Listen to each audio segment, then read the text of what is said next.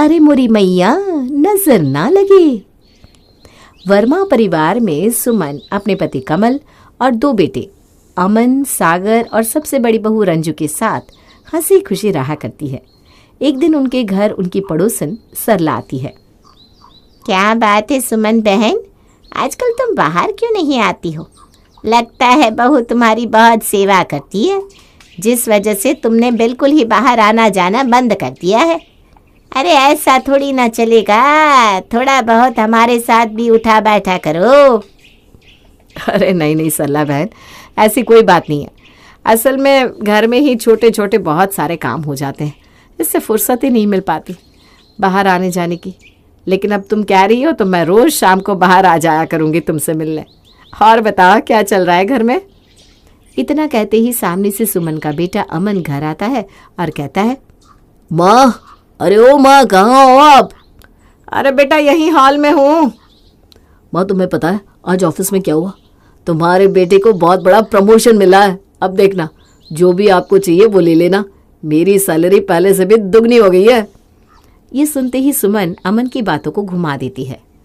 अरे क्या तुझे भी यही वक्त मिलता है मजाक करने का? ऐसा थोड़ी ना होता है। चल जाकर कपड़े बदल ले और थोड़ा सा आराम कर ले। बहू तुम भी जाओ, ज़रा अमन को कुछ खाने पीने को दे दो। जी माँ जी, इनको तो बस हर वक्त मजाक ही सूझता है। अरे वाह सुमन बहन, तुम्हारे बेटे की तो तनख्वाह बढ़ गई। अब तो तुम बेटे के पैसे पर राज करोगी। बधाई हो, बस अब जल्दी से लाडू खिला दो। अरे सरला बहन, तुम्हें लाडू खाने हैं तो ऐसे ही खा लो। अमन तो बस ऐसे ही मजाक करता है, इसकी ना रोज़ की आदत है। अरे इसकी तनख्वाह वनख्वाह कुछ नहीं बढ़ रही, ऐसा होता तो फिर क्या ही बात थी। थोड़ी देर बाद सरला अपने घर चली जाती है। सरला के जाते ही सुमन अपने बेटे अमन के कमरे में जाती है तो देखती है अमन का चेहरा लटका हुआ था। क्या हुआ बेटा? अभी तो बहुत खुश था और अभी एकदम से मुरझा गया। क्या हुआ, तबीयत ठीक नहीं है क्या? माँ, वो प्रमोशन कैंसिल कर दिया गया है। ये सुनते ही सुमन गुस्से में आग बबूला हो जाती है। अरे मोरी मैया, लो लग गई नजर। तुझे कितनी बार कहा है कि ऐसी बातें किसी के भी सामने मत बोला कर। देख, लग गई ना नजर, हो गया तेरा नुकसान। इसीलिए तो कहती हूँ अपनी तनख्वाह कभी भी किसी के आगे नहीं बोलनी चाहिए, लोग नजर लगा देते हैं। ऐसा नहीं होता माँ, पता नहीं क्या वजह रही होगी मेरे प्रमोशन को कैंसिल करने की। नहीं माँ जी, बिल्कुल ठीक कह रही हैं, ये सब नज़र लगने से ही होता है। सरला मौसी की तो नज़र है ही बुरी, जिसको भी लगा देती है उसका नुकसान हो जाता है। बहू जाके ज़रा इसकी नज़र तो उतार। सुमन और रंजू दोनों ही ज़रूरत से ज़्यादा अंधविश्वासी हैं। उन्हें लगता है कि हर कोई सिर्फ उनको ही नज़र लगाएगा, उनकी तरक्की को रोक देगा। कुछ दिनों बाद सबसे छोटे बेटे सागर का रिश्ता बहुत ही सुंदर लड़की मोहिनी से हो जाता है और वो शादी करके घर आती है। अरे वाह, मेरी बहू तो बहुत सुंदर है, देखो कहीं से नजर ना लग जाए। जी माँ जी, मैं अभी आपकी बहू की नज़र उतारने का सामान लेकर आती हूँ, क्योंकि लोगों का भरोसा नहीं है ना, इतनी सुंदर देवरानी देखकर कहीं नजर ना लगा दे। इस बात को सुनकर सभी लोग हंसने लगते हैं। रंजू अंदर के कमरे में चली जाती है। इतने में ही उनकी पड़ोसन सुधा आती है। सुधा बहू की मुंह दिखाई के लिए आई थी। अरे सुमन बहन, ज़रा अपनी बहू की मुंह दिखाई तो करो, मैं भी तो देखूं कितनी सुंदर बहू लेकर आई हो तुम सागर के लिए। हाँ, बस कुछ देर रुको, अभी कर देते हैं मुंह दिखाए। मेरी बहू कुछ लेने गई है, बस वो लेकर आ जाए फिर मैं मुंह दिखाए कर दूं। अरे तो छोटी बहू तो यही है ना? ऐसा कहकर सुधा मोहिनी का घूंघट हटा देती है। अरे वाह, तेरी बहू तो सच में चांद का टुकड़ा है, कहाँ से ढूंढ कर लेकर आई इतनी सुंदर बहू। ये सुनते ही सुमन और रंजू दोनों अपने सर पर हाथ रख लेती हैं और सुधा के जाने के बाद रंजू जल्दी जल्दी मोहिनी की नज़र उतारती है। ये सब देखकर मोहिनी कहती है, भाभी आप ये सब क्या कर रहे हो? अरे तुम्हें कुछ नहीं पता, तुम ना बस ऐसे ही खड़ी रहो। अरे ये जो सुधा है ना, ये लोगों पर बहुत गंदी नज़र लगा देती है, अब इसने तुम्हें भी नज़र लगा दी है बेटा। माँ जी ऐसा कुछ भी नहीं होता, ये सब अंधविश्वास की बातें है। अरे बहू अंधविश्वास नहीं है, हमारे बड़ों ने कुछ नियम बनाए हैं तो कुछ ना कुछ सोच कर ही बनाए होंगे, और नज़र जैसी चीज़ें ना दिखती नहीं लेकिन होती है।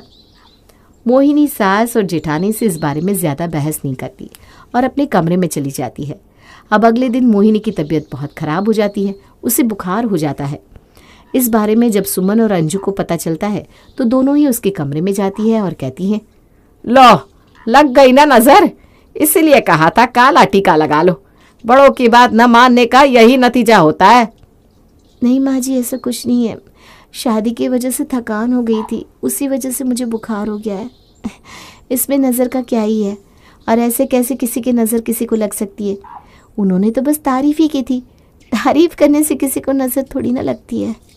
अरे तुम्हें नहीं पता, तारीफ के पीछे ये लोग जानबूझकर ऐसी बातें बोलते हैं जिससे तुम्हें नजर लग जाए और तुम्हारा बना बनाया काम खराब हो जाए। मोहिनी समझ चुकी थी कि उसकी सास और जेठानी दोनों ही नज़र के मामले में बहुत अंधविश्वासी हैं, लेकिन मोहिनी को इससे कोई फर्क नहीं पड़ता क्योंकि वो आज की मॉडर्न ज़माने की लड़की है।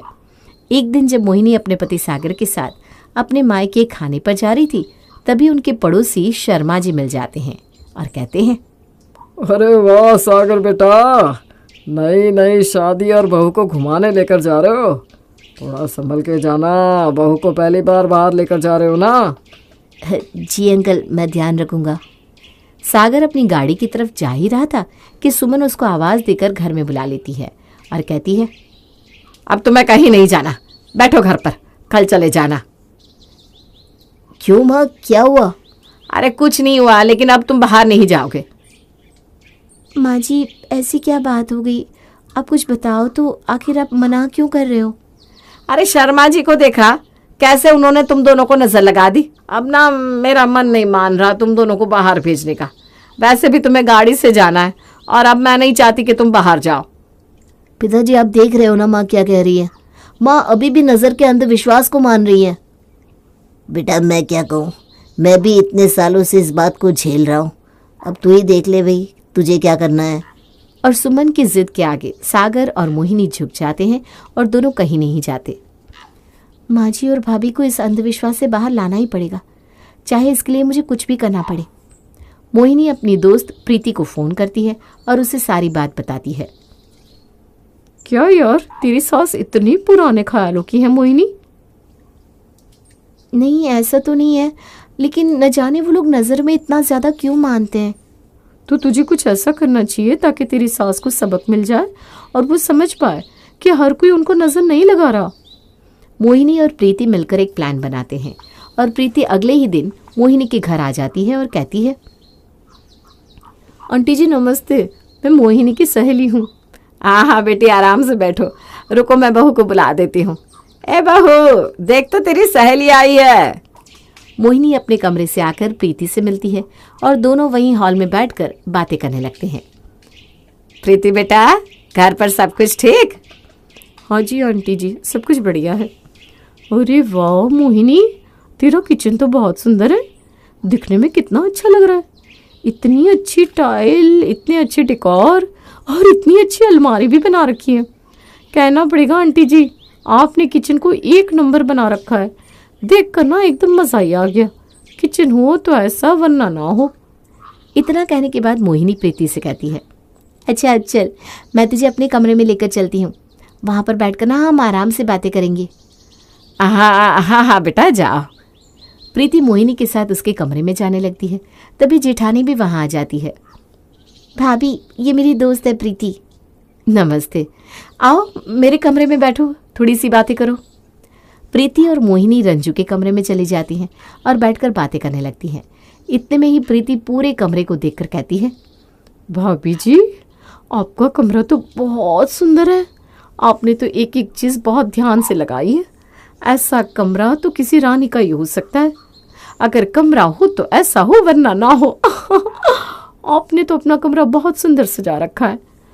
काश मेरे पास भी ऐसा कमरा होता।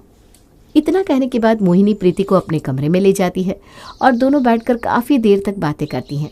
कुछ देर बाद प्रीति वहाँ से चली जाती है। उसके बाद सुमन और रंजू दोनों आपस में बातें करती हैं। बहू तूने देखा, छोटी बहू की सहेली आई थी, कैसे उसने किचन की तारीफ करी। मुझे तो अब शक हो रहा है कि किचन में कोई ना कोई हादसा होने वाला है। माँ जी आप सही कह रहे हो, उस लड़की ने तो मेरे कमरे की भी बहुत तारीफ करी थी। मुझे तो लगता है मेरे कमरे को भी नज़र लग गई है। मेरे कमरे में भी ना कोई हादसा ज़रूर होगा। सही कह रही है बहू, मुझे भी नहीं पता था, वरना मैं किचन में और तेरे कमरे में ज़रूर नज़र बंद लगा देती। लेकिन अब क्या किया जाए। माँ जी, मैं तो सोच चुकी हूँ, मैं अपने कमरे में नहीं सोऊंगी और ना मैं उनको सोने दूंगी जब तक कि नज़र का असर खत्म ना हो जाए, वरना न जाने क्या हादसा होगा हमारे साथ। हाँ हाँ, ऐसा ही करते हैं, किचन का भी ना काम बंद कर देते हैं 1 महीने के लिए, ताकि जो भी हादसा होना है वो टल जाए। हाँ माँ जी, बिल्कुल सही कह रही हो आप, ऐसा ही करते हैं। तभी कमरे से मोहिनी दोनों की बात सुनते हुए हंस रही थी। अरे वाह प्रीति, तेरा तीर तो एकदम निशाने पर जाकर लगा है।